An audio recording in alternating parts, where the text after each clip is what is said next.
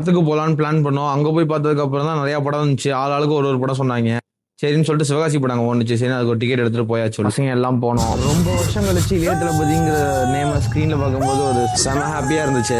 Hero entry, இந்த introduction அதெல்லாம் என்னன்னு தெரியாம இருக்கும் சின்ன வயசுல. ஆனா அப்பவே இதெல்லாம் பார்க்கும்போது இந்த சீன் தான் செமையா இருக்கும். ஞாபகம் இருக்கும் இன்னும் எல்லாமே. சேம் டைம் வாடா வாடா தோலா பாட்டுல உள்ள காஸ்டியூம், அந்த ஸ்டைலு எல்லாமே அப்படியே ஃப்ரெஷ்ஷாவே இருக்குது.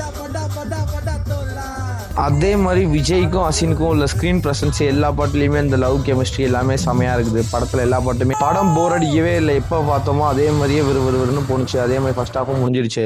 லைட் போட்டதுக்கு அப்புறம் தான் தெரியுது நம்மள மாதிரி பல பேர் இங்க மூவி பார்க்க வந்திருக்காங்கன்னு. நிறைய பேர் டிவியில பார்த்துருப்பாங்க, இருந்தாலும் தியேட்டர் எக்ஸ்பீரியன்ஸ் பண்ண வந்திருப்பாங்க. ஆனா பசங்க கூட்டத்தோட ஃபேமிலி கூட தான் நிறைய பேர் வந்திருந்தாங்க. ரொம்ப நாள் பிரிஞ்சு போன அம்மாவும் பையனும் சேர்ந்த சென்டிமெண்ட் எல்லாமே செமையா ஒர்க் அவுட் ஆனிச்சு.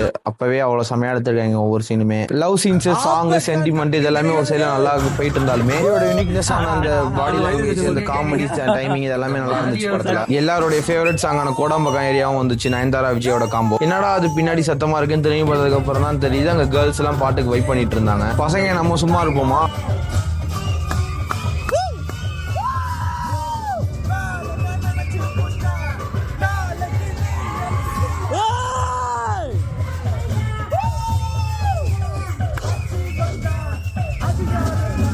எல்லாருக்கும் தெரிஞ்ச பாட்டான என்னத்த சொல்லுவேன்னு அந்த பாட்டு. இந்த ஸ்டெப்பு போடாத ஆளே இருக்க மாட்டாங்க சின்ன வயசுல. இந்த மாதிரி சம் மூவிஸ் தான் விஜய் வந்து கிராமத்து சைட்ல ரொம்ப பிடிக்க வச்சுச்சுன்னு நான் நினைக்கிறேன்.